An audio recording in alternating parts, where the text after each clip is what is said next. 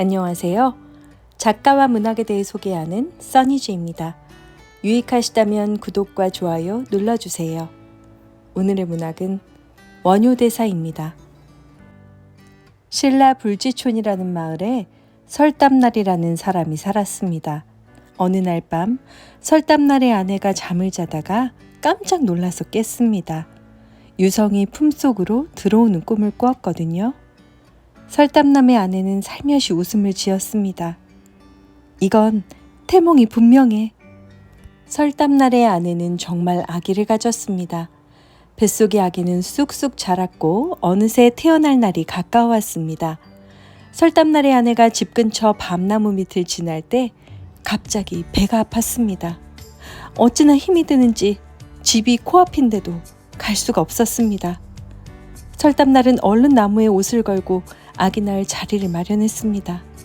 아내는 그곳에서 아기를 낳았습니다.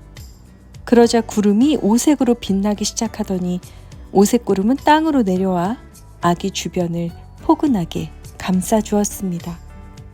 아이는 서당이라고 불렀습니다. 서당은 참으로 총명했습니다. 가르쳐주는 사람이 없는데도 책을 읽을 정도였지요. 그런 서당이 부처님의 말씀을 마음에 담기 시작했습니다. 결국 서당은 부처님의 제자, 그러니까 스님이 되기로 마음먹었습니다.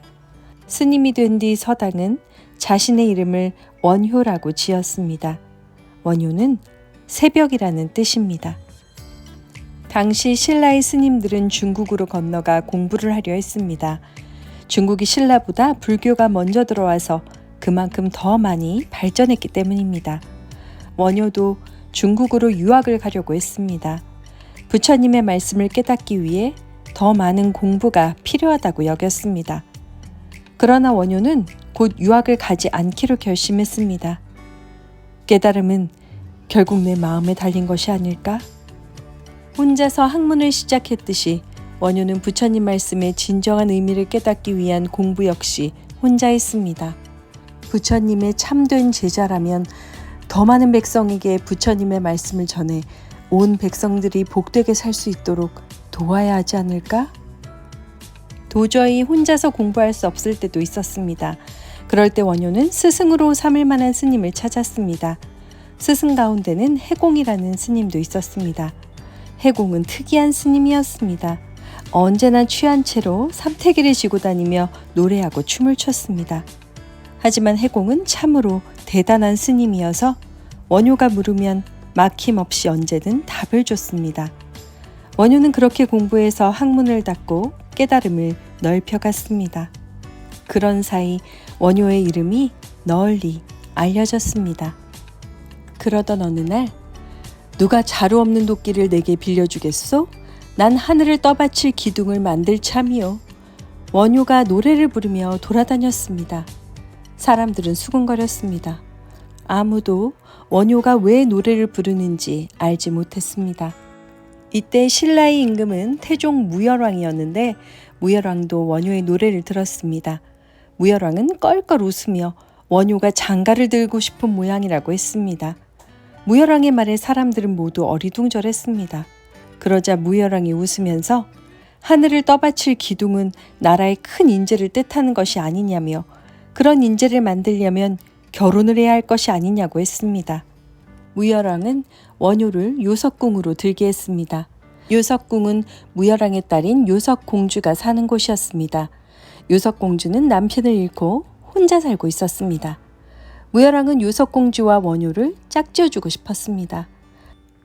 신하가 원효 앞으로 달려갔을 때 다리를 건너던 원효가 갑자기 휘청하더니 다리 아래로 떨어졌습니다. 신하가 달려가니 원효가 천연덕스럽게 이걸 어쩌나 옷이 다 젖었네. 어디 말릴 곳 없겠는가? 원효의 말에 신하는 옳거니 했습니다. 여기서 요석궁이 가깝습니다. 그리 가셔서 옷을 말리시지요. 그날부터 원효는 요석궁에 머물렀습니다. 공주와 부부가 되어 지낸 것이지요.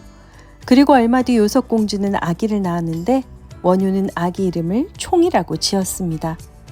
설총은 훗날 신라 최고의 학자 가운데 한 사람으로 이름을 날립니다. 자신의 노래처럼 나라를 떠받칠 기둥을 제대로 만든 것입니다. 설총을 낳은 뒤 원효는 스님들이 입는 옷을 입지 않았습니다. 일반 백성처럼 옷을 입고 돌아다니며 스스로를 소성거사라고 불렀습니다. 백성들과 똑같이 살려고 한 거예요. 그러던 어느 날 원효는 큰 박 하나를 얻었습니다. 그것은 광대들이 가지고 노는 것이었는데 이걸 가지고 다니면 백성들이 참으로 좋아하겠다라고 생각했습니다.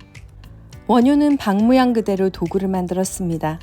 어떤 것에든 걸림이 없는 사람은 태어나고 죽는 고통에서 벗어난다네. 그러자 많은 백성들이 원효를 따라다녔습니다. 스님이 광대보다 더 잘 노십니다. 스님, 그게 무슨 노래입니까? 무예가다. 무예가요? 그래, 무예는 부처님의 호란다. 아무 것에도 어떤 것에도 마음을 두지 않는다는 뜻이지. 너희들도 아무 것에도 어떤 것에도 마음을 두지 말아라. 그러면 부처님처럼 깨달음을 얻을 수 있을 테니. 그리고 즐거울 때나 기쁠 때나 아플 때나 괴로울 때나 나무아미타불 하고 외거라. 이 말은 부처님께 돌아가 의지한다는 뜻이다. 나무아미타불을 외면 부처님이 너희를 돌봐주실 것이다. 이때부터 많은 백성들이 나무아미타불을 외기 시작했습니다. 그러자 왕이나 귀족들의 것처럼 느껴지던 불교가 어렵고 따분하게만 느껴지던 부처님의 가르침이 백성 하나하나의 가슴 속으로 한 발짝씩 들어가기 시작했습니다. 원효의 노력으로 불교가 신라 사람 모두의 종교가 되기 시작했습니다. 원효는 점점 더 많은 사람들의 사랑과 존경을 받았습니다.